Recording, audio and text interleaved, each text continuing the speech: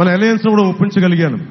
మీరందరూ బలంగా నిలబడితే, మన ఉత్తరాంధ్ర ఆంధ్రప్రదేశ్ అందరూ నిలబడితే స్టీల్ ప్లాంట్ని కాపాడుకుందాం.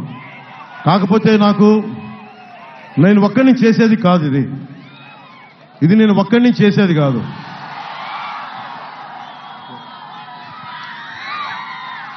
ఇది నేను ఒక్కడిని చేసేది కాదు. మీరందరూ కలిసి వస్తేనే నేను ఏదైనా చేయగలను. మీరందరూ కలిసి వస్తే స్టీల్ ప్లాంట్ని మనం రక్షించుకునే బాధ్యత మన కూటమి ప్రభుత్వం. కానీ మీరు రావాలి రోడ్ల మీదకి. మీరు రాకపోతే మటుకు స్టీల్ ప్లాంట్ రక్షించుకోలేము.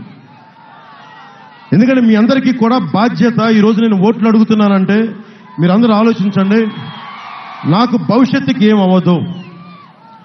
షూటింగ్లు చేస్తే నేను కోట్లు సంపాదించుకుంటాను, నా భవిష్యత్తు ఏం అవ్వదు. నేను బలంగా ఉంటాను.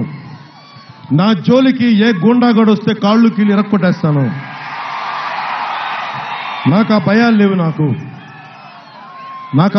లేవు. నాకున్న భయం వల్ల దారిలో వస్తూ ఉంటే చిన్న బిడ్డలను ఎత్తుకొని వచ్చే బిడ్డల భవిష్యత్తు గుర్తొస్తుంది, మీ బిడ్డల భవిష్యత్తు గుర్తొస్తుంది. నేను మీకోసం తపన పడుతున్నాను తప్ప నాకేదో అధికారం కావాలనో లేదంటే వీటి కోసం నేను తపన పడట్లా. మీరు ఊహించండి, ఒక ఉద్దానం అనే సమస్య కోసం నేను పోరాడగలిగితేనే ఈ రోజున పరిష్కార మార్గం వచ్చింది, మర్చిపోకండి. ఎందుకంటే రాష్ట్రం కోసం బలంగా నిలబడే నాయకులు సమూహం కావాలి. ఒక పవన్ కళ్యాణ్ సరిపోడు, చాలా మంది బలమైన నాయకుల సమూహం, ప్రజల్ని బాగుండాలని ఆకాంక్షించే నాయకుల సమూహం కావాలి. అందుకని మీ అందరినీ దృష్టిలో పెట్టుకొని, మీ భవిష్యత్తును దృష్టిలో పెట్టుకొని మనస్ఫూర్తిగా కూటమిని గెలిపించాలని మనస్ఫూర్తిగా నేను కోరుకుంటా ఉన్నాను.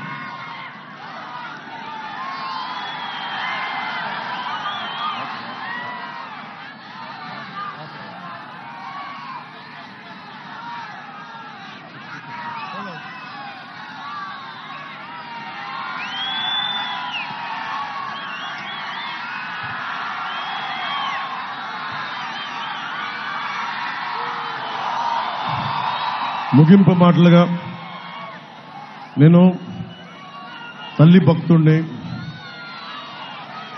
అమ్మవారి భక్తుడిని, నూకాలమ్మ సాక్షిగా చెప్తున్నా, ఆంధ్రప్రదేశ్ని రక్షించుకునే బాధ్యత నేను ముందుండి నడిపిస్తాం. మా కూటమి ముందుండి